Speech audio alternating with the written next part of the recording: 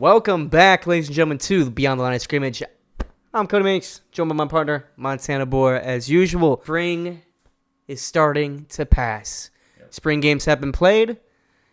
It's up to us to talk about them. And before we get into that, guys, make sure you like, comment, subscribe on the channel. It really helps us a lot. We also have a TikTok. We also have a Twitter and an Instagram, so make sure you go follow us there. And let's get into the episode. And moving on to the ACC, a team that I might watch a little bit more of this year, Virginia Tech. The Hokies ran a trick play on the first play of the game. I mean, what the that is just, I don't understand. I mean, cool, you're trying to run a trick play, I guess, because the defense is not expecting it. Okay, cool. The Hokie offense, kind of like the DJ Lagway Gator offense, is so built for Kyron Jones. They almost have the same kind of offense. They really emphasize the short game, checkdowns, passes, out of the backfield, like we talked about earlier, just a two-back set. You can go either way, short game, screens, stuff like that. For the younger quarterbacks on Virginia Tech, there's a lot of mistakes that they made. The run game is elite, okay?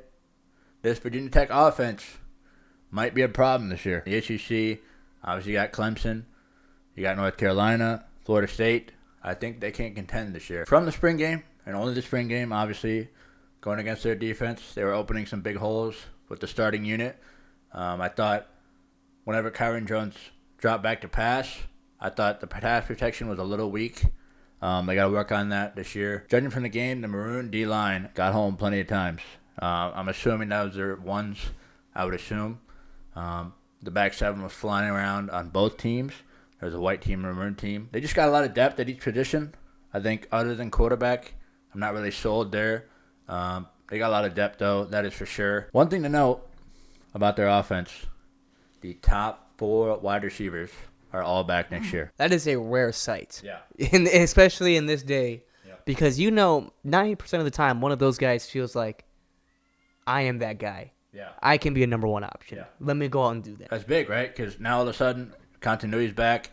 You have your quarterback back. You have your running back back. Okay. We build off of last season. They won 6 of the last 9 games. You come into next season, you think you can win every single game on your schedule. The only real proven team they play this year is Clemson. And that's in November. And I believe that is at home. That's your season right there, right? If you want to accomplish the things, get in the playoff, that's your season. All right. Sticking with the ACC, we go from maroon and orange to just orange. Syracuse. I mean, first-year head coach Fran Brown, I believe, was either the number 1 recruiter for Georgia or voted the number 1 recruiter for Georgia. He is now the head coach for the Syracuse Orange. I know there's a lot of excitement brewing there. I didn't get a chance to watch the game, but I just know his recruitment, his transfer portal gets. I mean, Syracuse, with the schedule they have, based on only playing at NC State, they host Virginia Tech, host Miami. It's not that much of a schedule. I mean, all you got to do is get into the playoff. If that's your goal, you just got to probably be undefeated. With this schedule, with how weak it is, going undefeated, I think would get you in the playoff. I don't want to go into debate, but you're telling me Syracuse is 11-1, 10-2. Well, they're 10-2. I'm not putting them in the playoff. I'm not sold on the schedule. If they blow these teams out, then we'll have a different conversation. But Syracuse, you got to impress me. That's just the way it is. Brought in Kyle McCord. I think that was the big splash of their offseason. Not everybody was expecting Kyle McCord to go to Syracuse. Plethora of receivers with experience: Damon Alford, Isaiah Jones, Trevor Pena, DeMarcus Adams. They're looking for a consistent wide receiver too. That was noticed very much in the spring game. 67% of their defensive production is returning this year. Mm-hmm. That's huge. A little bit different than just, okay, these guys are coming back. Okay, do they actually contribute to success on the field? Fran Brown is recruiting at a extremely high level. They got some recruits in the portal. They got some new recruits coming in. There was no secret why this guy was the number 1 recruiter 2 years ago by 24/7 Sports. So their defensive coordinator, Elijah Robinson, changing the game for the defense, moving from a 3-3-5 to a 4-2-5. Okay, that's kind of like what TCU did with their new defensive coordinator, Andy Avalos from Boise State. Really just to keep it open, versatility-wise. I know that based on what I've read, the linebackers have had to adjust how they play. I know Fran Brown was a defensive coach, so finding a DB in the portal or via recruit. Shouldn't be that hard at all. Like we talked about, the schedule's pretty light, I would say. ACC, how did you guys let this schedule happen? Syracuse, please do it for me. Go undefeated, Syracuse. Yeah. I mean, I'm not saying I wouldn't like to see it. Oh, I would love to see this, man. I mean, looking at the names, no disrespect to everyone here. Miami at home. You go to Cal. Okay, that's a fun little vacation right there. You get Virginia Tech at home. You go to NC State. NC State is literally your toughest game on this schedule. Otherwise, your first 4 weeks at your home. You host Ohio. You host Georgia Tech. You host Stanford. You play UNLV in Vegas. They might have a gambling problem there start to pop up. You get Virginia Tech at home. You go to Boston College. Next, guys, I want to introduce a new segment. I think you guys will like this one. Won't be as long.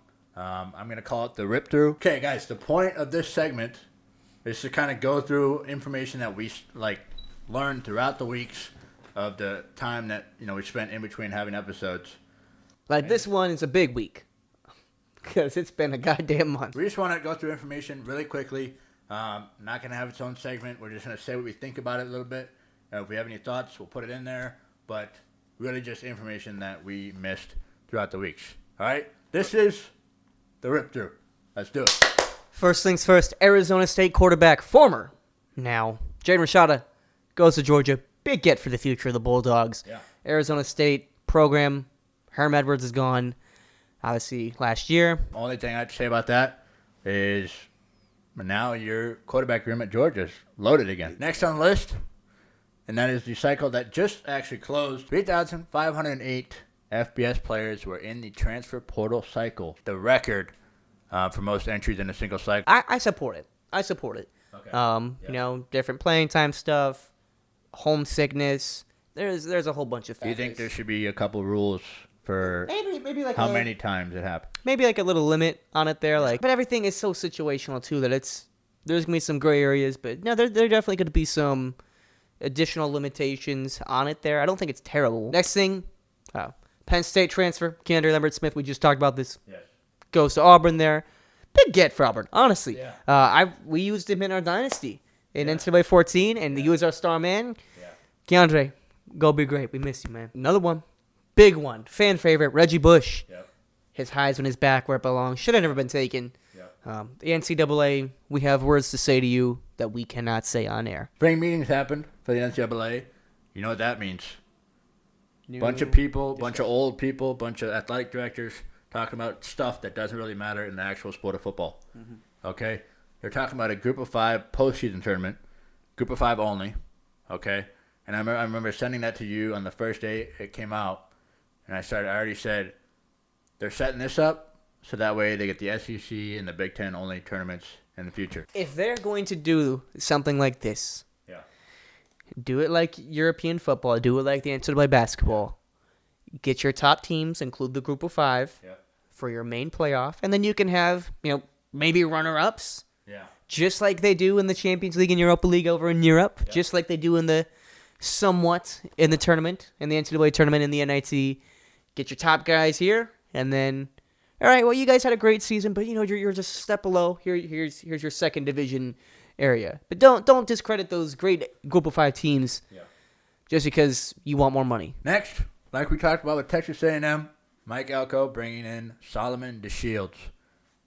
He is a linebacker, 6'3", 230, 85 tackles, 13 tackles for loss, 6 sacks in his college career this far.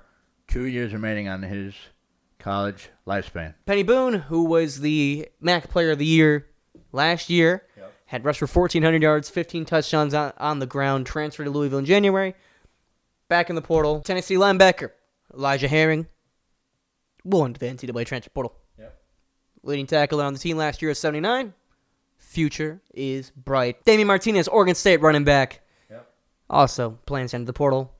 1185 on the ground last year, 9 touchdowns. Love me Oregon State football. Miami. So sorry. Going to the U. I was hating on him this year. You got a running back. And speaking of Miami, Henry Parrish, the former Miami running back, he hits the portal.